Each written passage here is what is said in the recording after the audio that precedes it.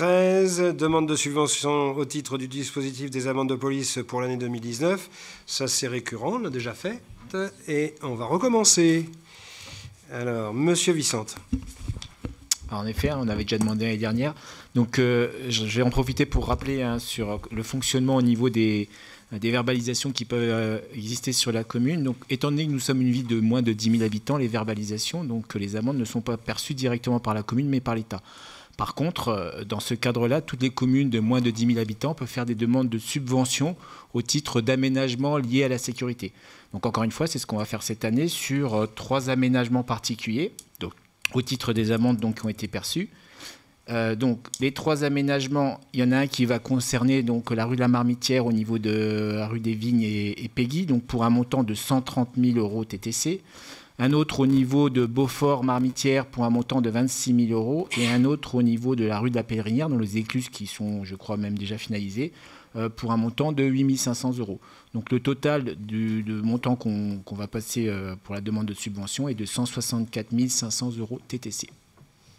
Alors j'en profite pour rappeler que la politique de la commune sur tout ce qui est verbalisation, entre autres, liée à la vitesse, c'est d'être très stricte, c'est-à-dire surtout d'être très présente. Et pour rappel, nous sommes passés avant 2015 d'une moyenne d'une dizaine de contrôles par an à maintenant 70 contrôles par an. Encore une fois, le but, c'est ne pas de verbaliser, mais c'est vraiment d'affirmer notre présence pour inciter à apaiser quelque part la vitesse au niveau de notre commune. Ok, merci Monsieur Vicente. Est-ce qu'il y a des commentaires, Monsieur Doha? Oui, la subvention, elle est à hauteur de combien? Parce que ça, les 164 500, c'est les ouvrages. Mais le pourcentage de la subvention qu'on peut espérer avoir de l'État. Alors ça, c'est... Ou alors, combien il y a eu d'amendes, le total de prix d'amende, voilà, sur l'année. Pour être complet, il faut ça au moins. Alors je vais être complet, mais pas forcément précis. Donc les critères exacts, je ne les connais pas. Ce qui est sûr, c'est que normalement, de mémoire, c'est limité à 20% sur les montants qu'on peut prétendre.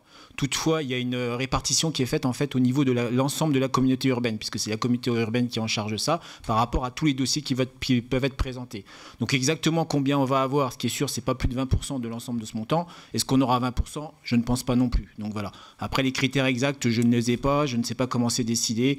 Et pour être honnête, je n'ai pas vraiment regardé ces critères. Ce que je souhaite, c'est simplement avoir une subvention par rapport aux travaux qu'on a pu faire sur ces trois aménagements. En fait, la somme, elle est donnée par l'État. Ça transite par ALM qui, lui, redistribue en fonction des projets sur l'agglo. Donc, il y a 2 inconnus.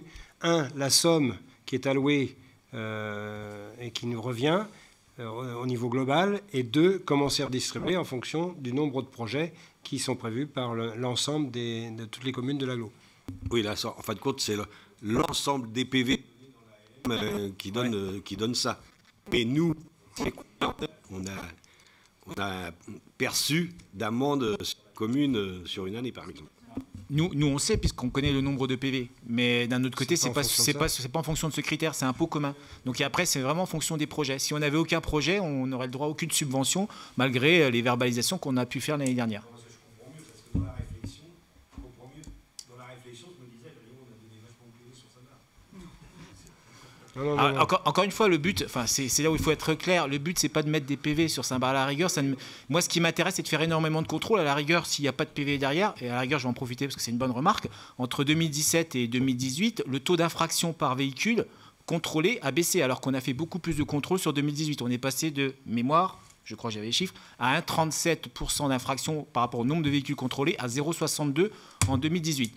Donc à la rigueur, ce que j'aurais tendance à dire, mais chacun interprétera comme il veut, c'est que cette présence quelque part incite à lever le pied. Et c'est ce qu'on voulait. Ce n'est pas d'augmenter le nombre de verbalisations.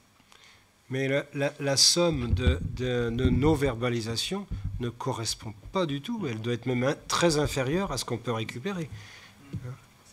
Bon, il y a peut-être des radars, lorsqu'ils fonctionnent, qui rapportent un petit peu à la commune. Je dis bien quand ils fonctionnent. Merci, Monsieur Vicente, pour toutes ces précisions, parce que c'était utile. D'accord.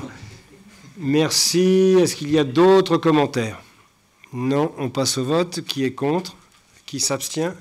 C'est un vote à l'unanimité. Je vous en remercie.